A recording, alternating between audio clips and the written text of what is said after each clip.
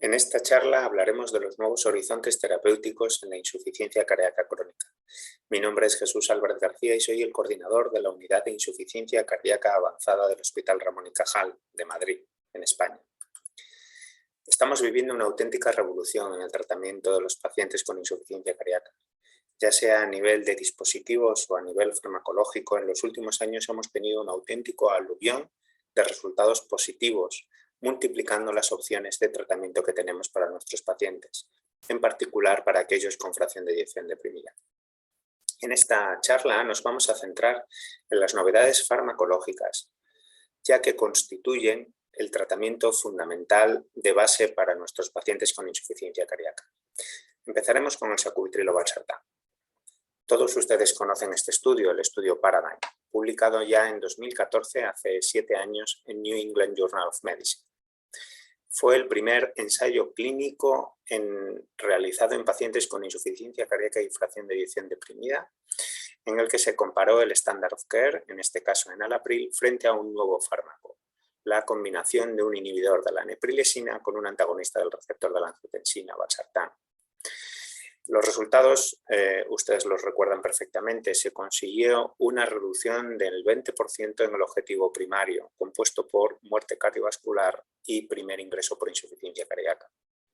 No solo se consiguió este evento primario, sino que también de manera desglosada el sacubitril/valsartán frente a enalapril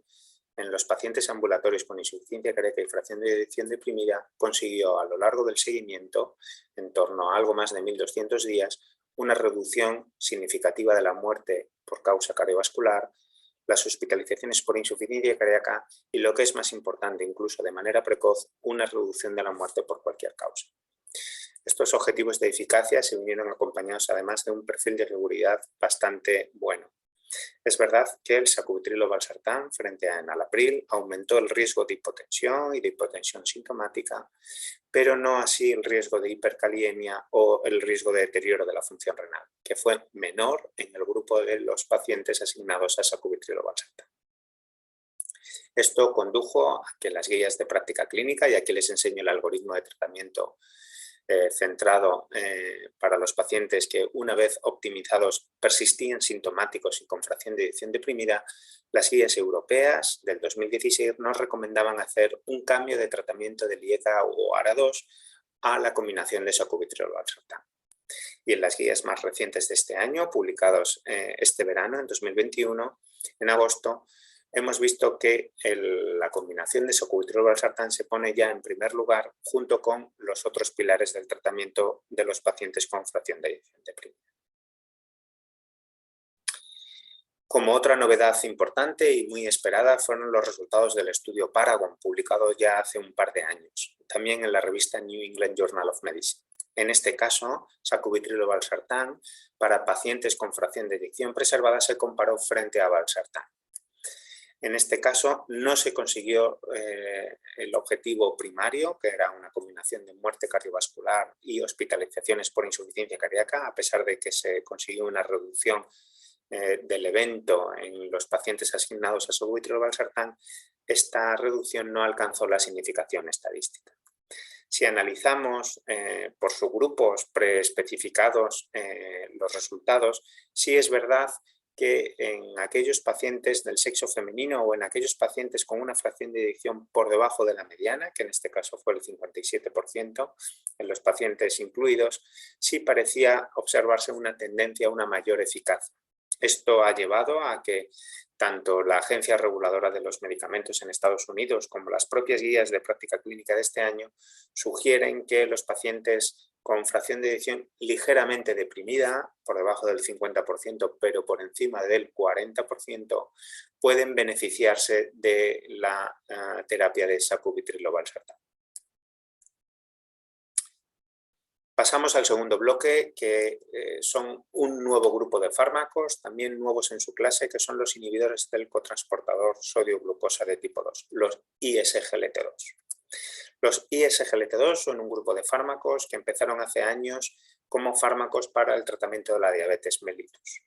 porque su mecanismo de acción principal, que aquí viene ilustrado, es el bloqueo del canal SGLT2, que se halla principalmente en los primeros segmentos del tubo proximal,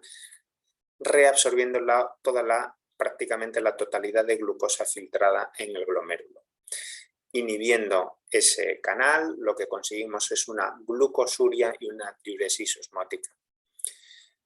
Rápidamente se observó que este efecto beneficioso de los inhibidores de la SGLT2 no se limitaba a los pacientes diabéticos, sino también a pacientes con enfermedad cardiovascular independientemente de la presencia de diabetes. Esto se explica porque en parte lo estamos conociendo conforme vamos avanzando en el conocimiento. Este efecto glucosúrico viene acompañado de otros múltiples efectos que consiguen no solo impactar en una disminución de la aterosclerosis, en una disminución de la grasa epicárdica, de la inflamación, de la fibrosis, incluso en una mejoría de la contractilidad cardíaca, y es que además de ese efecto glucosúrico se están describiendo nuevos efectos de este grupo de fármacos que van, por ejemplo, desde la transformación del metabolismo cardíaco hacia un mayor consumo de cuerpos cetónicos o a través de la interacción de los canales sodio-calcio, mejorando la contractilidad cardíaca. En el caso concreto de los pacientes con insuficiencia cardíaca y fracción de eyección deprimida, disponemos de los resultados de dos grandes estudios pivotales, el DAPA-HF con dapagliflozina y el EMPEROR-Reduce con empagliflozina. En esta tabla les resumo las características principales del diseño de estos dos estudios. En ambos se incluyeron pacientes adultos con fracción de eyección deprimida, con una fracción de eyección del ventrículo izquierdo igual o inferior al 40%, en clase funcional de la NIJA 2 a 4 y que tuvieran elevación de péptidos natriuréticos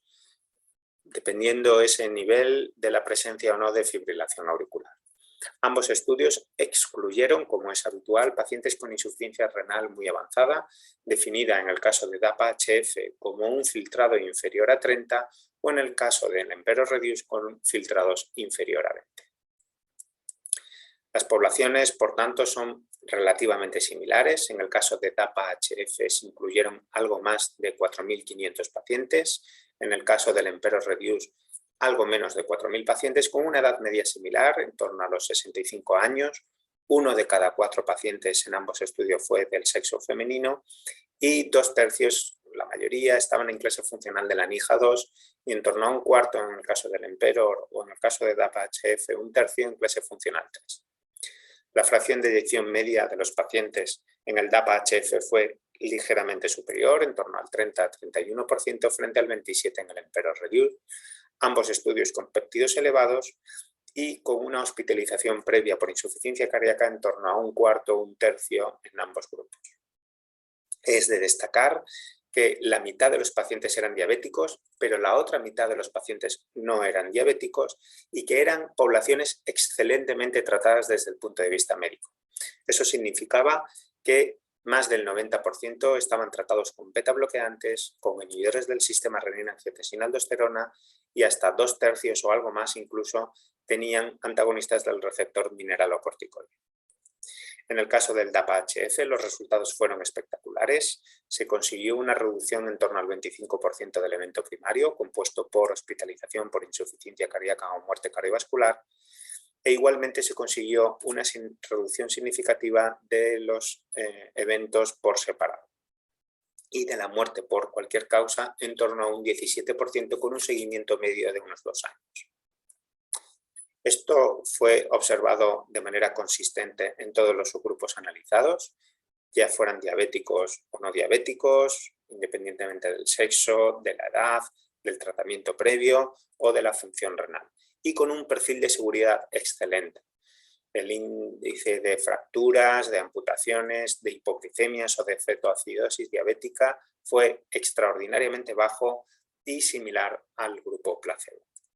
En el caso del EMPEROR-Reduce también se consiguió una reducción significativa del evento primario, compuesto igualmente por muerte cardiovascular o primera hospitalización por insuficiencia cardíaca en torno a un 25% y también con un seguimiento medio de 2 años.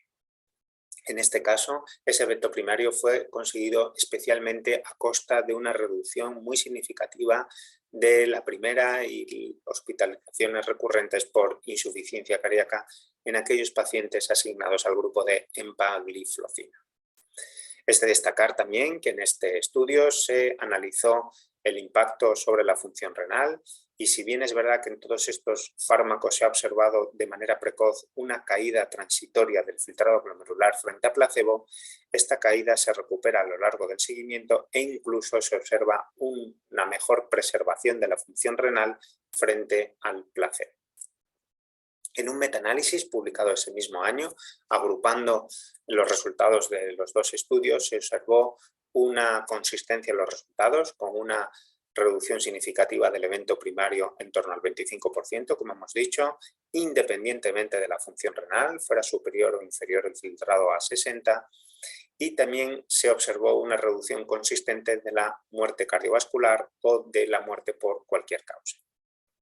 Esto ha llevado directamente a este nuevo grupo de fármacos a la primera línea del tratamiento en las últimas guías de la Sociedad Europea de Cardiología publicadas este año, poniéndolos a la misma altura que los antagonistas del receptor mineralocorticoide, que los beta-bloqueantes o que los inhibidores del sistema renin-angiotensina-aldosterona. En este mismo año, en el mismo congreso donde se publicaron estas guías, se publicaron los primeros resultados de este grupo de fármacos, los inhibidores de la SGLT2, en pacientes con fracción de eyección preservada. Es el estudio Emperor Preserve, con lo que ahora verán que las propias guías ya quedaron en parte obsoletas, al menos en lo que respecta a los pacientes con fracción de eyección preservada. En este caso se incluyeron casi 6.000 pacientes, algo más añosos, como es típico en esta población, y con una prevalencia mucho mayor con una proporción mucho mayor de mujeres, en torno al 45%. Eran pacientes ambulatorios con CEBI por encima del 40%. Esos 6.000 pacientes se repartieron unos 2.000 con fracciones de eyección en torno al 40 y 50, otros 2.000 con fracciones de eyección entre el 50 y el 60 y un último tercio con fracciones de eyección por encima del 60. Como pueden ver en la gráfica